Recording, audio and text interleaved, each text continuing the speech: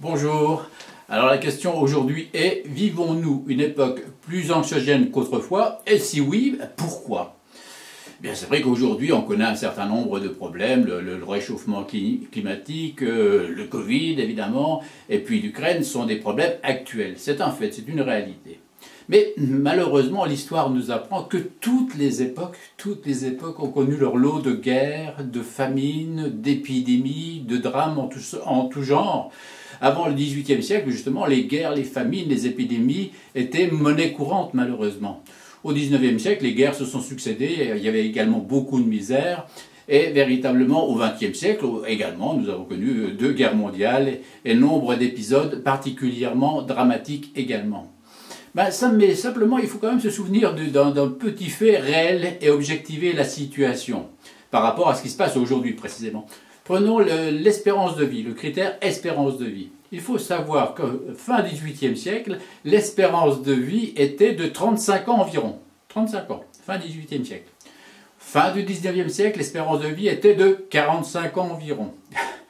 Et fin du XXe siècle, l'espérance de vie était passée à 80 ans environ, un peu plus pour les femmes et un petit peu moins pour les hommes. C'est-à-dire qu'en un siècle, nous avons doublé l'espérance de vie et nous sommes aujourd'hui à peu près dans ces critères-là, un tout petit peu plus de 80 ans pour les femmes en particulier.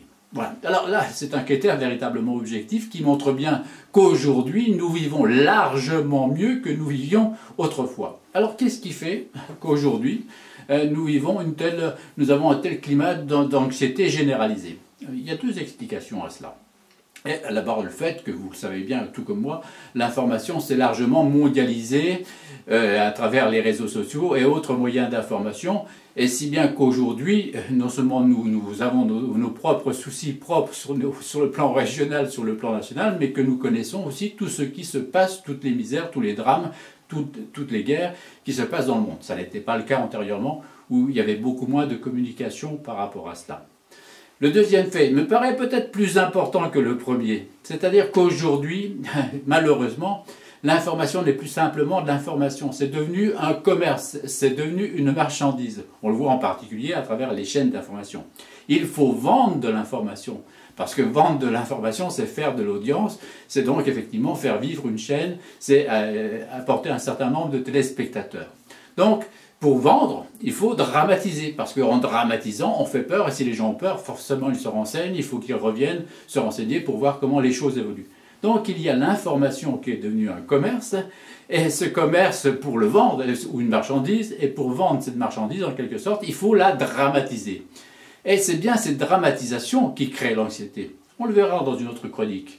Il peut y avoir un souci, un problème, un drame, mais la façon de le gérer peut être aussi problématique, voire quelquefois plus que le drame lui-même. C'est la gestion du traumatisme qui peut quelquefois créer un problème plus grand que le traumatisme lui-même. C'est exactement ce qui se passe aujourd'hui par rapport aux problèmes actuels. Leur dramatisation, le fait qu'on en parle sans arrêt, de façon récurrente, et qu'on amplifie le phénomène, ça génère une anxiété que personne ne connaissait antérieurement sous cette forme-là. Faire peur n'a jamais fait avancer qui que ce soit, on le sait très bien. Alors, qu'est-ce qu'on peut faire à notre niveau, justement, pour retrouver un petit peu plus de sérénité par rapport à ce climat d'anxiété généralisé?